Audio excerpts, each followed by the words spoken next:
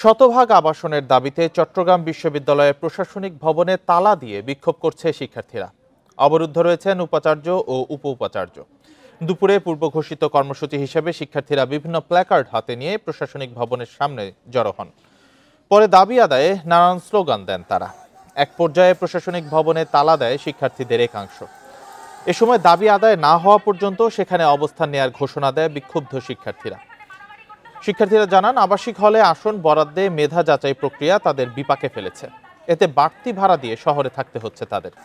প্রশাসনকে একাধিকবার জানানো হলেও কোনো উদ্যোগ নেওয়া হয়নি।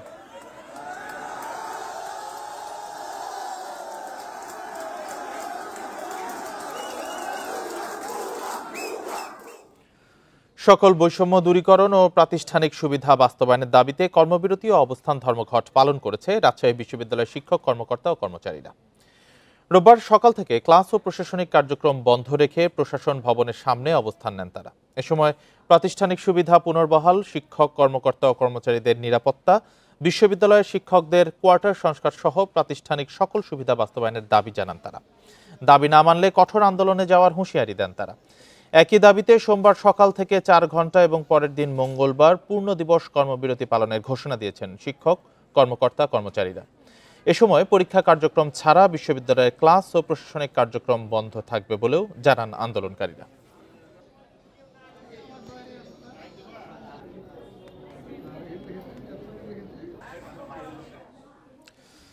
সিলেটের সাদাপাথর লুটের ঘটনায় অভিযান চালিয়ে 4 জনকে গ্রেপ্তার করেছে যৌথ বাহিনী। রোববার ভোরে কোম্পানিগঞ্জের আদর্শ গ্রামে অভিযান চালিয়ে তাদের গ্রেপ্তার করা হয়। এদিকে সদর উপজেলার শালুকটিকর ভাটা এলাকায় মাটি চাপা অবস্থায় অন্তত 11 ঘনফুটেরও বেশি পাথর জব্দ করেছে যৌথ বাহিনী। এ সময় জড়িত থাকার অভিযোগে 2 জনকে আটক করা হয়েছে। এ বিষয়ে প্রশাসন জানায়, কোম্পানিগঞ্জের আদর্শ গ্রামে অভিযান চালায় যৌথ বাহিনী। এ সময় সাদা পাথর লুটে জড়িত থাকার ঘটনায় 4 জনকে গ্রেপ্তার করা হয়। তাদের কাছ থেকে বিভিন্ন ধরনের দেশীয় অস্ত্রও পাওয়া যায়। এছাড়া ধোপাগুল সংলগ্ন শালুটিকর ভাটা এলাকায় একটি ক্রাশার মিলের আঙিনায় মাটিচাপা অবস্থায় পাথরের সন্ধান পায়। জব্দকৃত পাথরের পরিমাণ আনুমানিক 11,000 ঘনফুট। লুট হওয়া পাথর উদ্ধারে যৌথ বাহিনীর অভিযান অব্যাহত থাকবে বলেও জানান কর্মকর্তারা।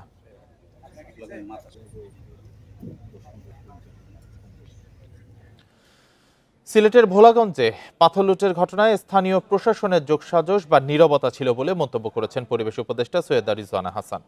দুপুরে সচিবালয়ে সাংবাদিকদের এই মন্তব্য করেন তিনি। বলেন, এই ঘটনায় প্রশাসনের বিরুদ্ধে ব্যবস্থা নেওয়া হবে। এ বিষয়ে দ্রুত সিদ্ধান্ত হবে বলেও জানান তিনি। সর্বদলীয় ঐক্যের কারণে প্রশাসন নিশ্চয়ই যোগসাজশ ছিল, কিন্তু এখন তারা বের করতে পারে কেমন করে যে পাথরগুলো কোথায়। আবার নীরবতাও ছিল, তারা হয়তো অতটা ঝুঁকি নিতে পারছিলেন না, এবং সেজন্য প্রশাসনের ব্যাপারে আমরা ব্যবস্থা নেব কিনা দ্রুতই দেখতে পাবেন। এ নিয়ে আরো জানাতে ঘটনাস্থল থেকে যুক্ত হয়েছেন সহকর্মী রানা মজুমদার। রানা মজুমদার, পরিবেশ ও বনমন্ত্রী ব্রিফিং এ বেশ কিছু কথা বলেছেন, কিছু পদক্ষেপের বিষয়েও কথা বলেছেন। তো এই বিষয়ে আপনার কাছে কি তথ্য আছে?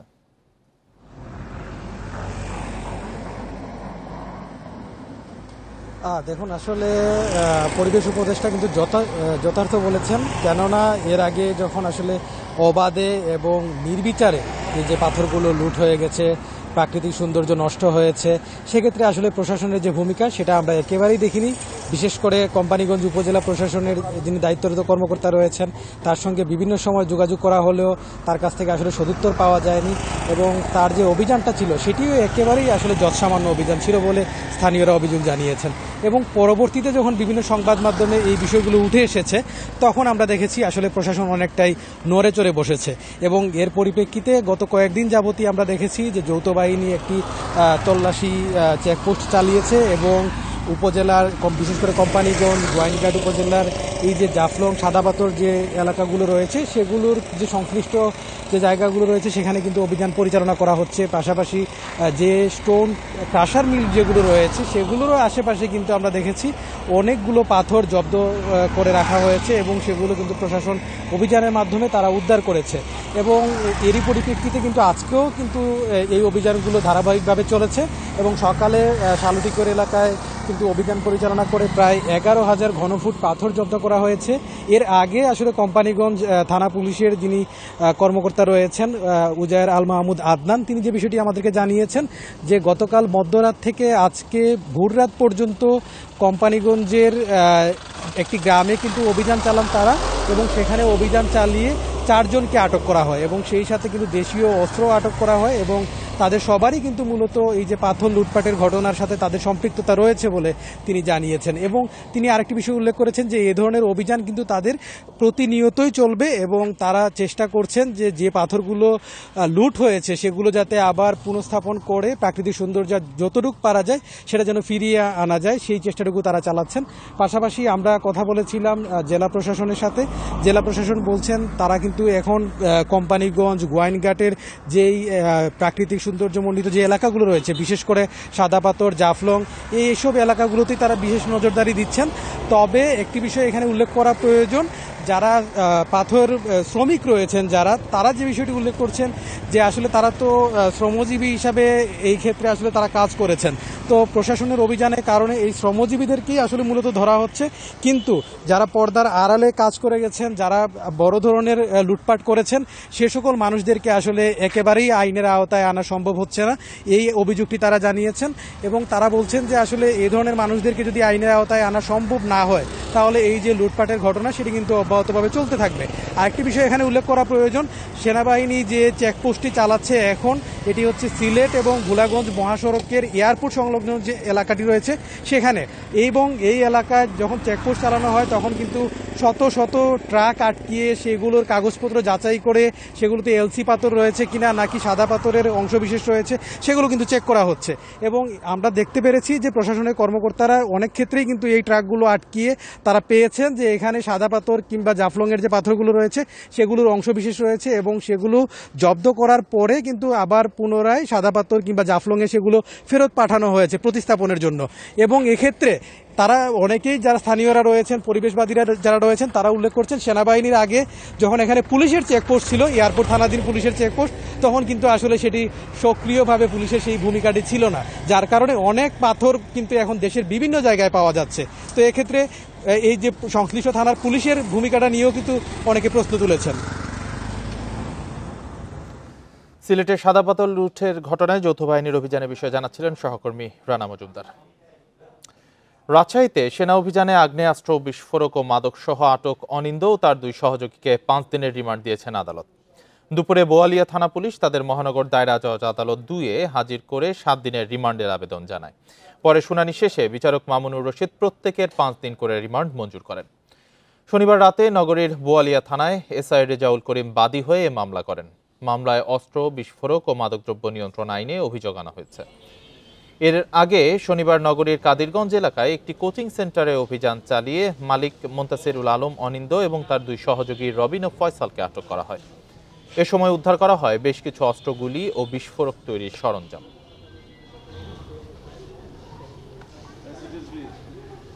যশোরের ভবদহ অঞ্চলে জলাবদ্ধতার কবলে 1/2 শিক্ষা প্রতিষ্ঠান, ফলে শিক্ষা কার্যক্রম ব্যাহত হওয়ার পাশাপাশি কমেছে শিক্ষার্থী উপস্থিতি। এরই মধ্যে বন্ধ হয়ে গেছে অনেক প্রতিষ্ঠানের পাঠদান। জেলা শিক্ষা কর্মকর্তা বলছেন, জলাবদ্ধতার স্থায়ী সমাধান না হলে সংকট কাটবে না। যশোরের মনিরামপুরে সুজাতপুর হাটগাছা সরকারি প্রাথমিক বিদ্যালয় ভারী বৃষ্টির কারণে জুন থেকে জলাবদ্ধতার কবলে ভবদহ এলাকার শিক্ষা প্রতিষ্ঠানটি। দুর্ভোগে স্কুলটির 1/2 শিক্ষার্থী। স্কুলে আসতে অনেক সময় আমি পড়ে যাই, ব্যাগ বই খাতা সব ভিজে যায়। আমাদের স্কুলে পানি উঠে গেছে, আমাদের এই যে পড়াশোনায় সমস্যা হচ্ছে। শুধু এই প্রতিষ্ঠান নয়, অতিবৃষ্টির কারণে ভবদহ অঞ্চলের মনিরামপুর, কেশবপুর ও অভয়নগরে 1/2 শিক্ষা প্রতিষ্ঠানে দেখা গেছে এমন জলাবদ্ধতা। শ্রেণীকক্ষে পানি উঠায় অনেক স্কুলে বন্ধ পাঠদানও।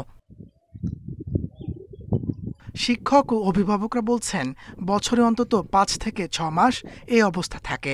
শিক্ষা কার্যক্রমের ক্ষতির পাশাপাশি কমেছে শিক্ষার্থী উপস্থিতিও। জলের পচা গন্ধে আমরা পড়তে পারতেছি না, আর বাড়ি থেকে তো বেরোনোই যাচ্ছে না। ভবদহ সমস্যার কারণে আমাদের বিদ্যালয়টি জলমগ্ন থাকে বছরের প্রায় 9 মাস। 40 থেকে 45টি স্কুল পানির তলে। আমাদের ছেলেমেয়েদের লেখাপড়া ব্যাহত হচ্ছে। এ বিষয়ে সংশ্লিষ্ট দপ্তরে চিঠি দেওয়া হয়েছে বলে জানান জেলা প্রাথমিক শিক্ষা কর্মকর্তা। বলেন, ভবদহ অঞ্চলে জলাবদ্ধতার স্থায়ী সমাধান না হলে সংকট থেকেই যাবে। উপদেষ্টা মহোদয় এসেছিল, আমরা ওনাকে জানিয়েছি, আমাদের সচিব স্যারকে জানিয়েছি, মহাফজল স্যারকে জানিয়েছি। ইতিমধ্যে আমি গত সপ্তাহে আমি এগুলো ছবি তুলে আবার অধিদপ্তরে পাঠিয়েছি। মূল সমস্যার সমাধান না হলে আসলে আমাদের এই সমস্যাটা থেকেই যাবে। বৃষ্টি অব্যাহত থাকলে আরও অন্তত অর্ধশত বিদ্যালয় জলাবদ্ধতার কবলে পড়বে বলে শঙ্কা স্থানীয়দের। Independent news. বৃষ্টি ও জোয়ারের স্রোতে লক্ষ্মীপুরের তেগাছিয়ায় ধসে পড়েছে সেতু সংযোগ সড়ক। এতে বিচ্ছিন্ন হয়ে পড়েছে রামগতি ও হাতিয়ার সড়ক যোগাযোগ। এদিকে অপরিকল্পিত নদী খনন ও নিম্নমানের সামগ্রী ব্যবহারে ধসে পড়েছে সাতক্ষীরার মরিচচাপ নদীর উপর নির্মিত 7টি সেতু। যোগাযোগ বিচ্ছিন্ন হওয়ায় দুর্ভোগে রয়েছে 3 উপজেলার 25টি গ্রামের মানুষ। এক মাস আগে বৃষ্টি ও জোয়ারের স্রোতে ধসে পড়ে লক্ষ্মীপুরের রামগতি উপজেলার তেগাছিয়া সেতুর উত্তর পাশের সংযোগ সড়ক। এতে হাতিয়া রামগতি সড়ক যোগাযোগ বিচ্ছিন্ন হয়ে যায়। সূর্যের এখান দিয়ে নদী ছিঁড়ে গেছে, তখন এদিক থেকে পানির প্রকোপ খুব বেড়ে যেতে গিয়ে এখানে সড়কটা আপনার পোল থেকে বিচ্ছিন্ন হয়ে গেছে। 1 মাস পর্যন্ত ভাঙে চুরমার হয়ে গেছে। আমাদের এই দিকের মানুষ রামগতি যেতে পারতেছে না, আবার রামগতির মানুষ তেগাছিয়া বাজার আসতে পারতেছে না। সেতুটি রামগতি চরগাজী এলাকাবাসীর যোগাযোগ মাধ্যম। পাশে মৎস্য অবতরণ কেন্দ্র, আশেপাশের 20টি শিক্ষা প্রতিষ্ঠান ও 10টি হাটবাজারে যাতায়াত হয় এই পথে। কিন্তু এখন তা সংস্কারে নেওয়া হয়নি কোনো উদ্যোগ। এস্টিমেট তারা প্রণয়ন করেছেন এবং তারা সেটি ঢাকায় পাঠাবেন এবং আমরা বিশ্বাস করি যে খুব দ্রুত গতিতে এর প্রয়োজনীয় বাজেট আমরা পেয়ে যাব এবং পাওয়া মাত্রই দ্রুত যেন কাজ শুরু করে দেওয়া হয়, সেজন্য আমরা নির্বাহী প্রকৌশলী এলজিডিকে বলেছি। এদিকে সাতক্ষীরার মরিচচাপ নদীর উপর নির্মিত 7টি সেতু ধসে পড়ায় দেভাটা, আশাশুনি ও সদর উপজেলার অন্তত 25 গ্রামের যোগাযোগ বিচ্ছিন্ন হয়ে পড়েছে। স্থানীয়দের অভিযোগ, অপরিকল্পিত খনন ও নিম্নমানের সামগ্রী ব্যবহারে বিপর্যয় ঘটেছে। এখন যদি এই ব্রিজটা দ্রুত সংস্কার করে সরকারের মাধ্যমে, তাহলে মানুষ তাতে খুব লাভবান হবে। তবে জেলা প্রশাসক জানিয়েছেন, এবার 7টি সেতুকে এক করে টেকসই 3টি সেতু নির্মাণের উদ্যোগ নেওয়া হয়েছে। ব্রিজের যে এরিয়া ছিল তার থেকে হয়তো খননের কারণে এটা প্রশস্ত বেড়ে যাওয়ার কারণে কিন্তু এই অবস্থার সৃষ্টি হয়েছে। তো আমরা এটা ইউনোকে বলেছি এবং তারা প্রজেক্ট প্রপোজাল হয়তো এটা করেছে, পাঠিয়েছে অথবা পাঠাবেন। 2014 সাল থেকে 4 বছরে সদর ও আশাশুনিতে 7টি সেতু নির্মাণ করা হয়, যা অপরিকল্পিত ও নজরদারি না থাকায় টেকসই হয়নি দাবি এলাকাবাসীর। Tanzil Hasnat, independent news. চট্টগ্রামে ব্যাটারি রিকশা ও ইজি বাইক নিয়ে পুলিশি হয়রানি বন্ধ, সিএমপি কর্তৃক অবৈধ প্রজ্ঞাপন প্রত্যাহার সহ 4 দফা দাবিতে সংবাদ সম্মেলন করেছে battery rickshaw, van, easy bike সংগ্রাম পরিষদ। দুপুরে প্রেস ক্লাবে এই সংবাদ সম্মেলন করা হয়। সংগঠনের চট্টগ্রাম জেলা শাখার আহ্বায়ক আল কাদেরি জয় জানান, হাইকোর্ট থেকে বৈধ ঘোষিত এসব রিকশা হুট করে নগরীর রাস্তায় চলাচলে নানা ধরনের বিঘ্ন তৈরি করছে পুলিশ। ইতোমধ্যে তারা এই বিষয়ে একটি প্রজ্ঞাপনও দিয়েছে, যা অবৈধ বলেও দাবি করেন তিনি আরও বলেন, এসব রিকশা পরিচালনায় সঠিক নীতিমালা না করে এই ধরনের উদ্যোগ কাম্য নয়। উল্টো নগরীতে বিভিন্নভাবে এসব রিকশা চালকদের হয়রানি করা হচ্ছে। এই অবস্থায় 4 দফা দাবি নিয়ে মাঠে নেমেছেন তারা। দাবি পূরণ না হলে কঠোর আন্দোলনের ঘোষণা দিয়েছে সংগঠনটি।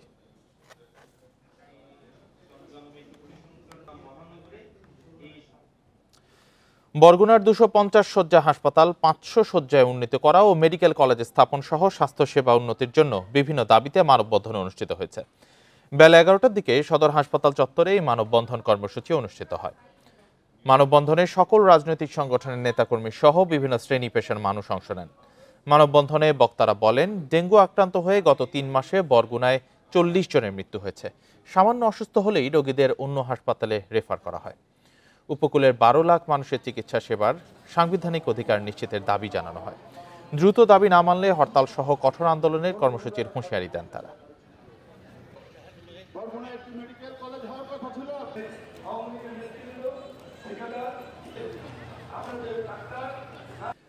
বরিশালে স্বাস্থ্যসেবা সংস্কার আন্দোলনে হামলার ঘটনার বিচারে দাবিতে বিক্ষোভ করেছে শিক্ষার্থীরা। দুপুরে বরিশাল শের-ই-বাংলা মেডিকেল কলেজ হাসপাতালের সামনে এই কর্মসূচি পালন করেন তারা। এ সময় ইট পাটকেল নিক্ষেপের ঘটনা ঘটে।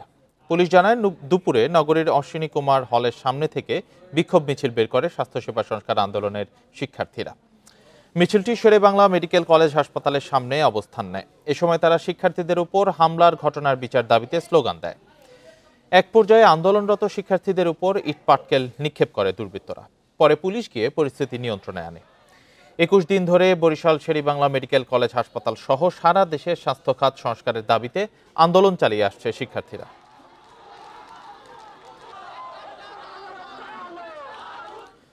চট্টগ্রাম কাঁচা বাজারে সবজির দাম নিয়ন্ত্রণে তদারকি অভিযান চালিয়েছে ভোক্তা অধিদপ্তর। দুপুরে নগরীর বৃহত্তম ভোগ্যপণ্যের বাজার রিয়াজউদ্দিন বাজারে এ অভিযান চালানো হয়। এ সময় বাজারে বিভিন্ন প্রকার সবজির দাম বৃদ্ধির প্রমাণ পায় সংস্থাটি। এ সময় মূল্য তালিকা না থাকায় 5টি প্রতিষ্ঠানকে 45,000 টাকা জরিমানা করা হয়।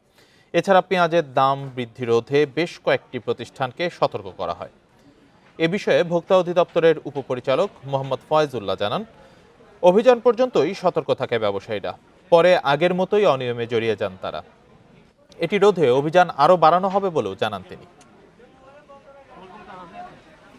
ক্রয় আর খুচরা বিক্রয়ের সাথে একটু পার্থক্য রয়েছে। তো খুচরা বিক্রয়ে দেখা যাচ্ছে যে কোনো কোনো ক্ষেত্রে 80% পর্যন্ত প্রফিট করছেন বা দ্বিগুণ 100% পর্যন্ত বিজনেস করছেন, এরকমও কোনো কোনো প্রোডাক্ট আমরা পেয়েছি। আর মূল্য তালিকা যথাযথভাবে দিচ্ছেন না। চাঁদপুরে 12,000 মেট্রিক টন অপরিশোধিত চিনি চুরির চেষ্টার অভিযোগে 8 জনকে গ্রেপ্তার করেছে পুলিশ। বিষয়টি নিশ্চিত করেছেন চাঁদপুর নৌ পুলিশের উপপরিদর্শক বিল্লাল আল আজাদ।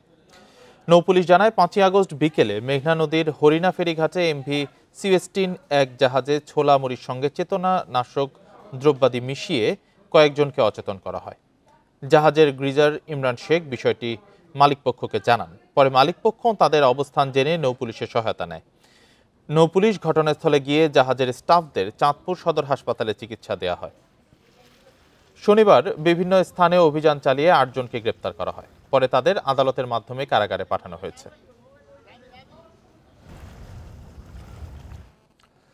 চট্টগ্রামের বন্দর থানা এলাকায় আওয়ামী লীগের মিছিল থেকে পুলিশের উপর হামলার ঘটনায় প্রধান আসামি শাকিলকে গ্রেপ্তার করেছে পুলিশ। এই ঘটনায় মোট 31 আসামিকে গ্রেপ্তার করেছে পুলিশ। গতরাতে চন্দনাইশ থেকে গ্রেপ্তারের পর তাকে নিয়ে নগরীর বন্দর খালপাড় এলাকা থেকে হামলায় ব্যবহৃত অস্ত্র উদ্ধার করে পুলিশ। 11ই আগস্ট সোমবার রাতে নগরীর বন্দর থানার খালপাড় এলাকায় ঝটিকা মিছিল বের করে আওয়ামী লীগ, যুবলীগ ও ছাত্রলীগের নেতাকর্মীরা। খবর পেয়ে বন্দর থানা পুলিশের একটি দল ঘটনাস্থলে পৌঁছালে 10 থেকে 12 জন যুবক তাদের ধাওয়া করে। এ সময় ধারালো অস্ত্র দিয়ে এসআই আবু সাইদ রানাকে আঘাত করা হয়। এ ঘটনায় অস্ত্র সন্ত্রাস দমন আইনে পুলিশ 2টি মামলা দায়ের করে।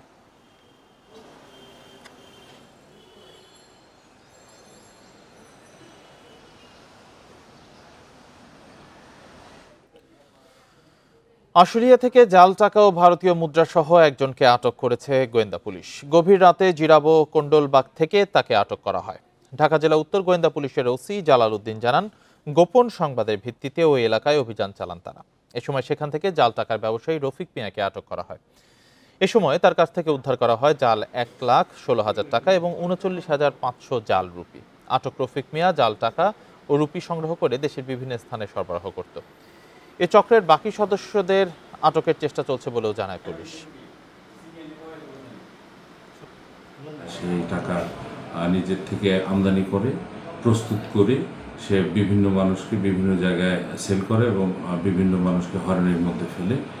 সে এই পেশাতেই দীর্ঘদিন যাবৎ নিজেকে নিয়োজিত রাখছে। লালমনিরহাটের পাটগ্রাম সীমান্তে 2 জনকে পুশ-ইন করেছে বিএসএফ। ভোরে ভারতের বিএসবাড়ি ক্যাম্পের সদস্যরা তাদের পুশ-ইন করে। পাটগ্রাম থানার ওসি মিজানুর রহমান ঘটনার সত্যতা নিশ্চিত করে জানান, পাটগ্রামের প্রধানপাড়া থেকে বিজিবির টহল দল তাদের আটক করে। প্রাথমিক জিজ্ঞাসাবাদে আটক হওয়া 2 জন জানান, 1 বছর আগে অবৈধভাবে বেনাপোল সীমান্ত দিয়ে ভারতে যান তারা। আটককৃতরা বর্তমানে পুলিশ হেফাজতে রয়েছেন। তাদের পরিবারকে খবর দেওয়া হয়েছে। পরিচয় নিশ্চিত হলে তাদের পরিবারের কাছে হস্তান্তর করা হবে।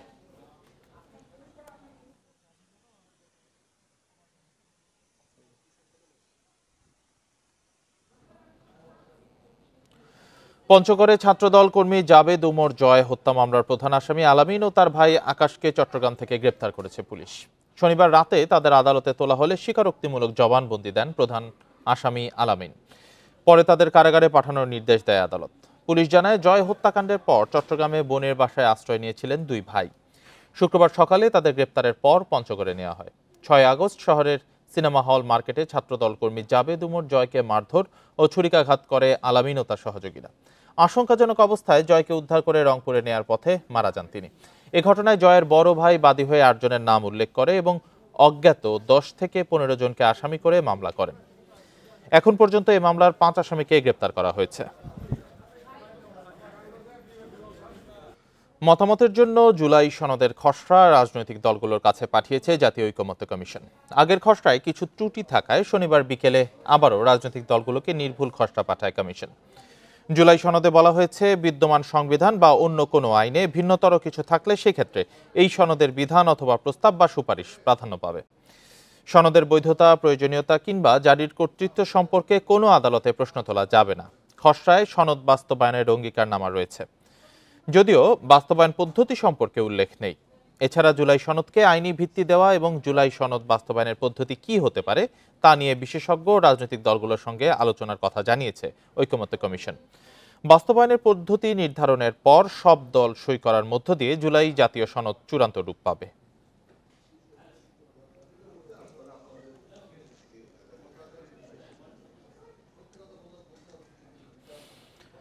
নাটোরের সিংড়ায় বাবার ধারালো অস্ত্রের আঘাতে মাদকাসক্ত ছেলে শরীফুল ইসলাম নিহত হয়েছেন। শনিবার সন্ধ্যায় উপজেলার চামারি ইউনিয়নের মহিষমারি গ্রামে এই ঘটনা ঘটে। পুলিশ ও এলাকাবাসী জানায়, শরীফুল ইসলাম দীর্ঘদিন ধরে মাদকাসক্ত ছিলেন। তার মাদকাসক্তির কারণে পরিবারে প্রায়ই ঝগড়া লেগেই থাকত। মাদক সেবনের জন্য প্রায়ই মা বাবাকে নির্যাতন করত। শনিবার সন্ধ্যায় শরীফুল বাড়িতে এসে মা বাবার কাছে টাকা চায়। এক পর্যায়ে শরীফুলের বাবা শহীদুল ইসলাম প্রচণ্ড রাগে একটি ধারালো হাসুয়া দিয়ে ছেলেকে আঘাত করেন। এতে ঘটনাস্থলেই শরীফুল মারা যায়।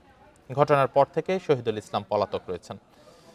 এদিকে গাইবান্ধার গোবিন্দগঞ্জে শ্রমিক কল্যাণ ফেডারেশনের নেতা নজরুল ইসলাম নজিরকে গলা কেটে হত্যা করেছে দুর্বৃত্তরা। হত্যার কারণ জানতে তদন্ত করছে পুলিশ।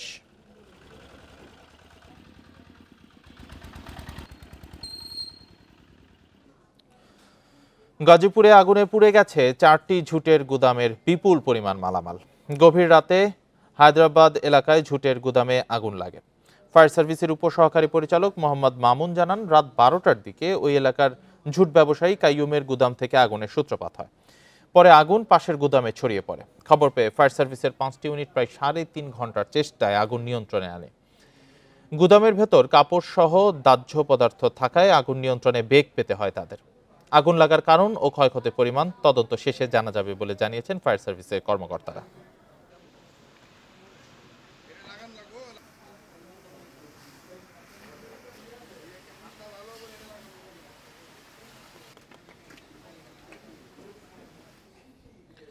দীর্ঘ 5.5 মাস বন্ধ থাকার পর হিলি স্থলবন্দর দিয়ে আবারও ভারত থেকে পেঁয়াজ আমদানি শুরু হয়েছে। রবিবার বিকেলে পেঁয়াজ বোঝাই একটি ট্রাক প্রবেশের মধ্য দিয়ে পেঁয়াজ আমদানি শুরু হয়েছে। এতে স্বস্তি ফিরেছে পাইকার ও সাধারণ ক্রেতাদের মাঝে। পেঁয়াজ আমদানির ফলে দেশের বাজারে দাম কমে আসবে বলেও জানিয়েছেন আমদানিকারকরা। তবে 30 টন করে পেঁয়াজ আমদানির অনুমতি দেয়ায় এলসি করা সহ অন্য আমদানি খরচ বাড়বে বলে শঙ্কা তাদের। তাই আমদানির পরিমাণের বাধ্যবাধকতা তুলে নেওয়ার দাবি জানিয়েছেন আমদানিকারকরা। বন্দর দিয়ে সর্বশেষ 3 মার্চ পেঁয়াজ আমদানি হয়েছিল। এরপর থেকে পেঁয়াজ আমদানির অনুমতি বন্ধ রাখায় ভারত থেকে পণ্যটি আমদানি বন্ধ ছিল।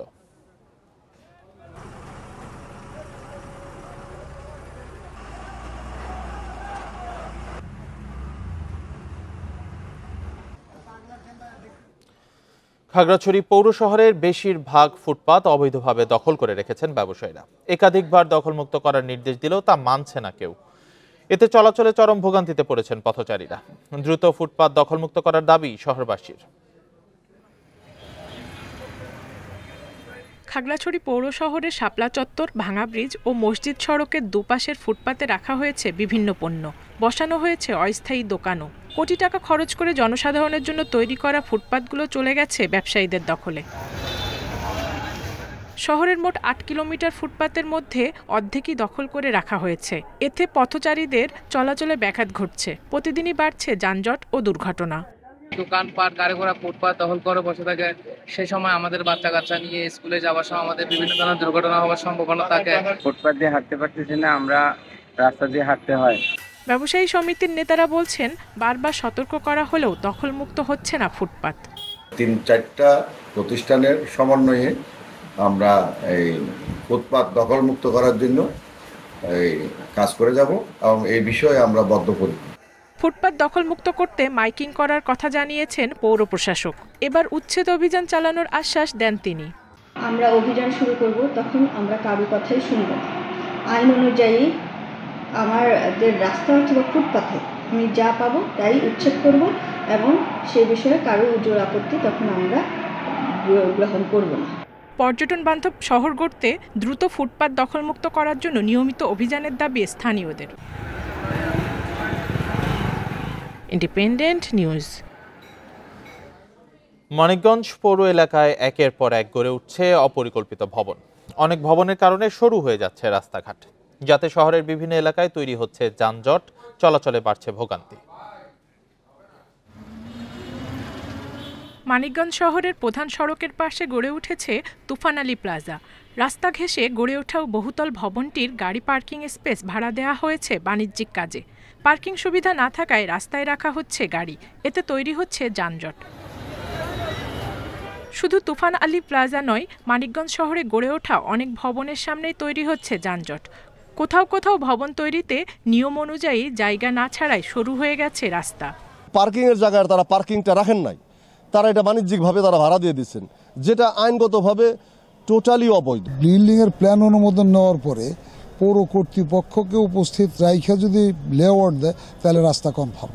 নগর পরিকল্পনাবিদেরা বলছেন, পৌরসভার পরিদর্শক পদ খালি থাকায় ভবন নির্মাণের প্ল্যান অনুমোদনের পর তদারকি হচ্ছে না ঠিকমতো।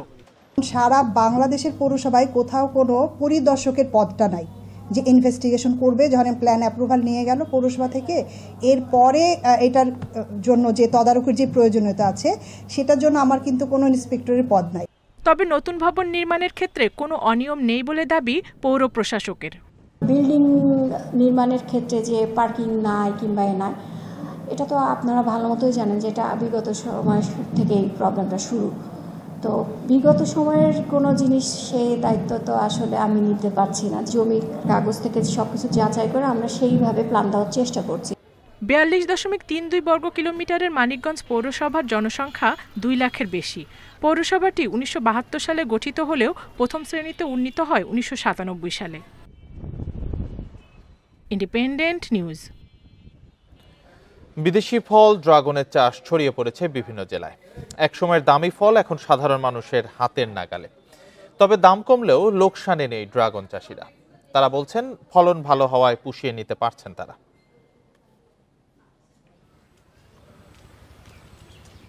কয়েক বছর আগে নাটোরে বাণিজ্যিকভাবে শুরু হয় ড্রাগন ফলের চাষ। কম সময়ে বেশি ফলন এবং লাভজনক হওয়ায় আগ্রহ বাড়ে চাষিদের। কয়েক বছর আগেও ড্রাগন ফল ছিল সাধারণ মানুষের নাগালের বাইরে। আগে যেখানে প্রতি কেজি ড্রাগন ফল 400 থেকে 500 টাকা কেজিতে বিক্রি হতো, এখন তা বিক্রি হচ্ছে 100 থেকে 150 টাকায়। তবে দাম কমলেও লাভ থাকছে বলে জানিয়েছেন জয়পুরহাটের চাষিরা। 110 থেকে 140 টাকা পর্যন্ত পাইকারি বিক্রি করা যায়। তবে এই অবস্থা আমার লস নাই, তবে বেনিফিট একটু কমে আসছে। নওগাঁর চাষিরা বলছেন, ভালো ফলনের কারণে দাম কমলেও পুষিয়ে নিতে পারছেন তারা। ড্রাগনের আবাদ টিকিয়ে রাখতে কম দামে সার ও কীটনাশক দেওয়ার দাবি তাদের। 150 টাকা বা 160 টাকা দিকে না, এটা আসলে আমাদের জন্য টিকে থাকা খুব কঠিন। দাম কমায় সুস্বাদু ও পুষ্টিগুণে ভরা ফলটি এসেছে অনেকের খাদ্য তালিকায়। উৎপাদন বাড়তেছে, দামটা কমে যাচ্ছে, পাবলিক মনে করেন যে সামগ্রীর মধ্যে খাইতে পারতেছে। আমরা আগে কিনে খেতে পারতাম না, এখন মনে করেন যে দেশে মনে করেন যে আমাদের জেলায় চাষ হওয়ার কারণে আমরা খুব কম দামে কিনে খাচ্ছি। ড্রাগনের উৎপাদন বাড়াতে কৃষকদের নানাভাবে সহায়তা দেওয়া হচ্ছে বলে জানিয়েছে কৃষি বিভাগ। ফলন বৃদ্ধির জন্য বিভিন্ন যে প্রযুক্তি, সেটি আমরা কিন্তু কৃষকের কাছে আমরা বলছি, এবং আমাদের যে উপশাখার কৃষি কর্মকর্তারা রয়েছে তারাও কিন্তু বিভিন্ন উপজেলায় এই ফলটি চাষের জন্য বিভিন্নভাবে উদ্বুদ্ধ করে যাচ্ছে। ড্রাগন গাছ লাগানোর 1 বছরের মধ্যেই ফল আসে। মে থেকে নভেম্বর পর্যন্ত পাওয়া যায় ফল। প্রতি বিঘায় ফলন হয় 40 থেকে 50 মণ। Tania Nasrin, Independent News. পটুয়াখালীতে সার্ভিস তার চুরি হওয়ার দীর্ঘ 18 দিন ধরে বন্ধ রয়েছে 4 লেন সড়কের ওয়াকওয়ে ল্যাম্পপোস্ট বাল্ব। এতে সন্ধ্যার পরই অন্ধকারাচ্ছন্ন থাকছে এই এলাকা। ফলে বিপাকে পড়েছেন ওয়াকওয়েতে হাঁটতে আসা সাধারণ মানুষ। দ্রুত সময়ের মধ্যে ল্যাম্পপোস্টের বাল্বগুলো চালুর দাবি জানিয়েছেন স্থানীয়রা। 2023 সালে সৌন্দর্য বর্ধন ও পথচারীদের সুবিধার্থে 4 লেন কাম ওয়াকওয়ে সড়ক নির্মাণের পাশাপাশি 35টি ল্যাম্পপোস্ট স্থাপন করে পৌরসভা কর্তৃপক্ষ। গত 31শে জুলাই রাতে এসব ল্যাম্পপোস্টের সার্ভিস তার চুরি করে নেয় চোর চক্র।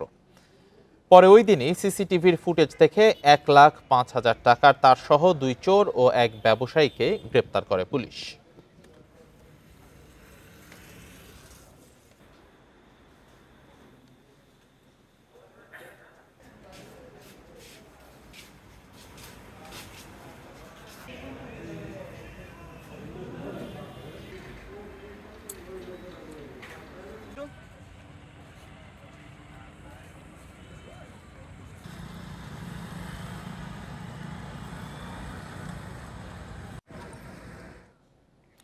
এই ছিল সমগ্র বাংলাদেশের আজকের আয়োজন। ইন্ডিপেন্ডেন্ট টেলিভিশনের সব খবর আরো বিস্তারিত জানতে চোখ রাখুন ফেসবুক, ইউটিউব, এক্সে। এতক্ষণ যারা সাথে ছিলেন ধন্যবাদ সবাইকে। আমন্ত্রণ আমাদের পরের আয়োজন।